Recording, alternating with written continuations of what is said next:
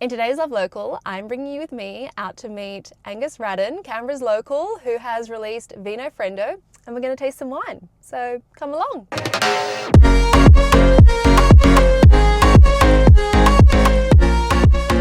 I'm Angus Radden, owner and head winemaker of Vino Friendo, and these are my wines that I make each year. So the company started a few years ago when I was first had a background in hospitality and always been interested in the wine industry. And then at the start of COVID, I started my own wine importing company. So I was bringing in, I remember that. Yeah, it's a bit of like a time ago now, but I was bringing in some like interesting wines from Europe, some from Switzerland, a little bit from Italy, a little bit from Greece, trying to go for more unusual kind of regions, which is sort of the wines that I really like to drink and some like interesting styles. And then kind of, I guess by chance, had a bit more free time during COVID as well. So I started working at a winery and doing a bit more like volunteering at a winery as well. And that sort of led on to a bit more of an interest in making wine. And then I got the opportunity to start making wine a few years ago out of this winery. And then from then onwards, I started making more wine and started importing less. And I got to the point where I much preferred the wine making and didn't actually enjoy the wine importing as much. There's too much dealing with people overseas and dealing with winemakers has always been a tough one, so I thought I'd just become one instead.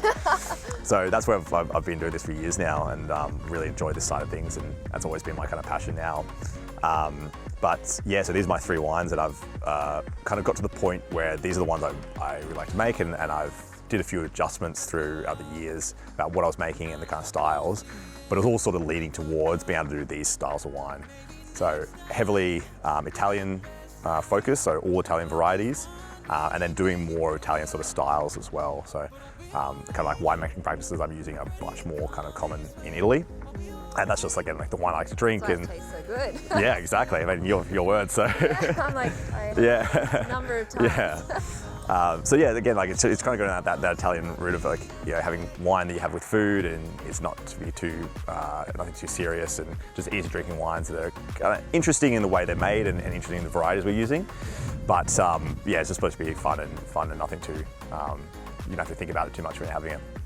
Yeah. So the three wines I've got at the moment in the range are a red, white, and a rosé.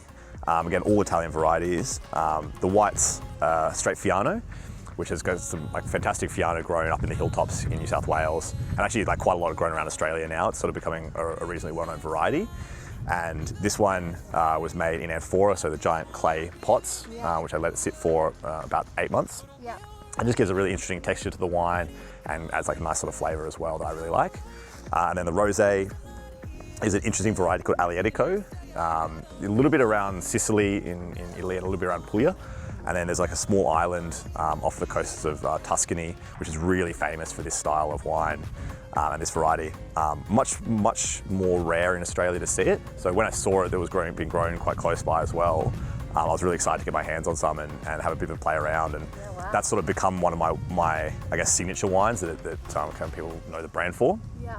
And really one that I really enjoy making and get really excited about every year when I get to see. Exactly, yeah. That's what I was thinking when I did it as well.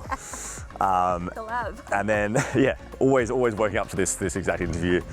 And then the red, the Rosso, so that's straight Barbera as well. And again, another variety that is being planted more in Australia, and I think people are realising how well it grows in Australia. So again, like a really nice variety to use. And interesting flavours, you can really range from quite a full-bodied wine, if you're like doing a certain style, to my style, which is much lighter and like a lot fresher, and the kind of red wines that I like to drink as well. But again, I just like Italian wine, so I think hopefully, yeah, I know, yeah, if they sort of tasted a little Italian-y, that's kind of what I want them to be.